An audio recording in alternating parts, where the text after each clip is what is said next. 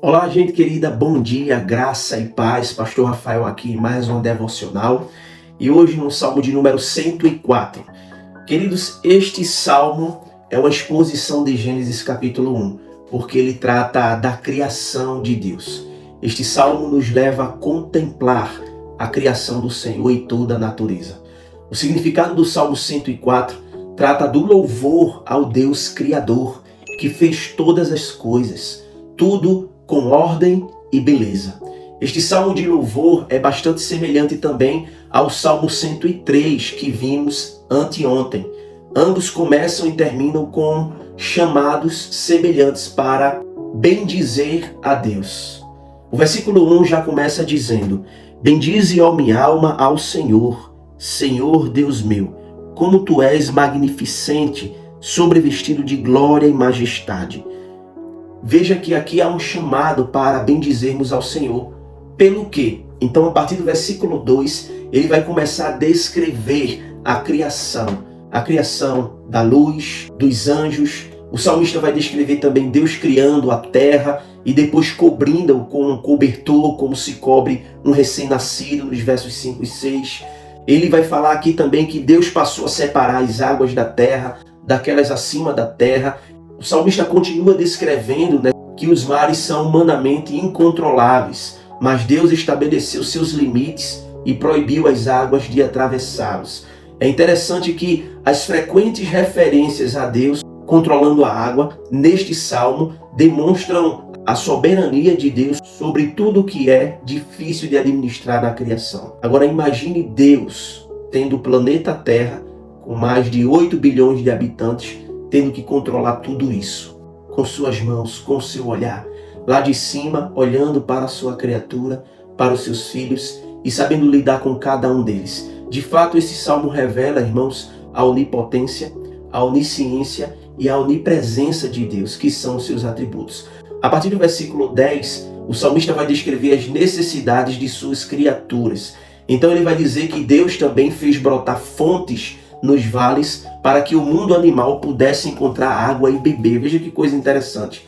O próprio Deus que criou os animais é o Deus que os sustenta. Em outras palavras, Deus proveu graciosamente as necessidades de suas criaturas. O nosso Deus não é um Deus relaxado, não é um Deus que faz as coisas de qualquer jeito. Ele é um Deus que planeja e executa claramente a capacidade de Deus de poder criar, de poder sustentar, revela para nós um Deus que pode todas as coisas. No versículo de número 12, ele vai falar dos pássaros. O canto dos pássaros parece ser um canto de louvor a Deus por sua provisão. E diante disso, dessa grandeza, dessa graça, a gente pode ver um Deus que faz com que o mundo vegetal produza para o benefício de suas criaturas também.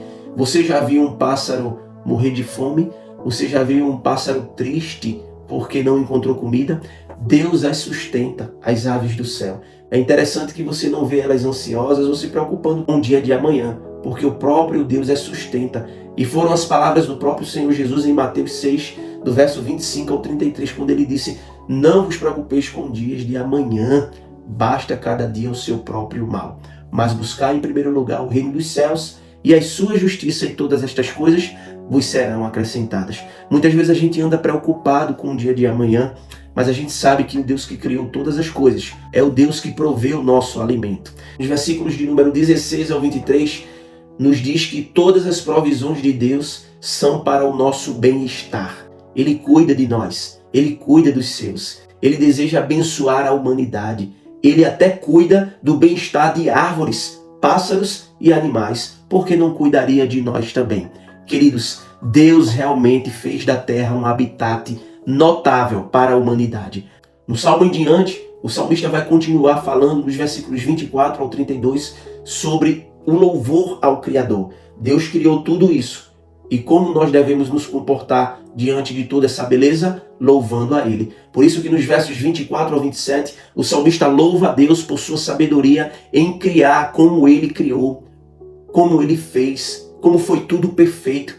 Dessa forma, ele também reconheceu que todas as coisas que Deus criou pertencem a Ele, pois tudo é para Ele, tudo foi feito por Ele, sem Ele, nada do que foi feito se fez. Isso incluiu até o mar, até mesmo o Leviatã, que é citado aqui neste salmo, que provavelmente se refere a um grande animal marinho. Até mesmo esses animais, em vez de serem vistos como forças que se opõem a Deus, o mar e suas criaturas, incluindo o Leviatã, eles são apresentados como os principais exemplos da habilidade criativa de Deus. E você vê isso nos versículos 24 ao 26. Tudo que Deus criou está debaixo do seu devido controle. Nos versículos 27 ao 30, o salmista descreve como todas as criaturas de Deus são dependentes dele para a sua sobrevivência. Por quê? Porque, primeiro, o próprio Deus é quem fornece ou retém o alimento para nós. Foi Ele quem nos deu as árvores que frutificam para nos alimentar. Foi Ele que deu as ervas do campo para os animais poderem sobreviver.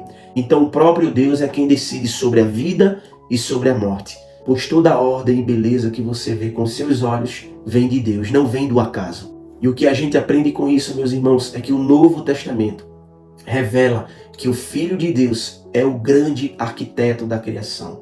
Colossenses 1,16 diz: pois nele foram criadas todas as coisas, nos céus e sobre a terra, as visíveis e as invisíveis, sejam tronos, sejam soberanias, quer principados, quer potestades. Tudo foi criado por meio dele e para ele.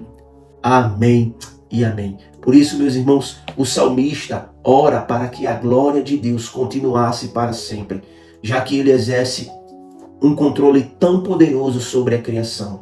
Quando a gente olha para a natureza, a gente contempla a glória de Deus, a majestade do Senhor. E o próprio Paulo fala em Romanos capítulo 1 que toda a raça humana é indesculpável diante da revelação da natureza, da grandeza de Deus que se revela na nossa consciência através da natureza. Por isso o salmista conclui nos versos 33 a 35. O salmista aqui promete louvar a Deus com a boca e com a mente, por causa da soberania criativa e sustentadora de Deus.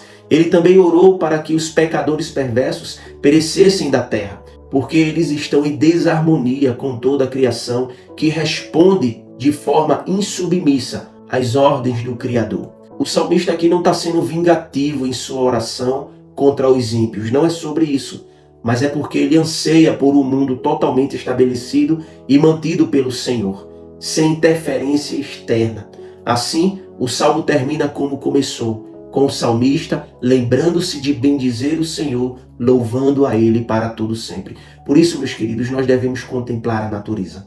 Nós temos a oportunidade de enxergar o mundo que Deus fez com suas próprias mãos. E assim como o salmista, nós também devemos anseiar, desejar pelo retorno de Cristo, para que um dia nós possamos morar no lar celestial. O apóstolo João, em Apocalipse, demonstra que uma grande e numerosa multidão irá louvar o Senhor, irá contemplar a majestade de Deus nos céus. E é exatamente a expressão do salmista em sua conclusão, de desejar a volta do Senhor, de buscar ao Senhor em todo o tempo, de cantar louvores a Deus durante toda a sua vida. Por isso ele termina o salmo dizendo: bendize, ó minha alma, ao Senhor, aleluia.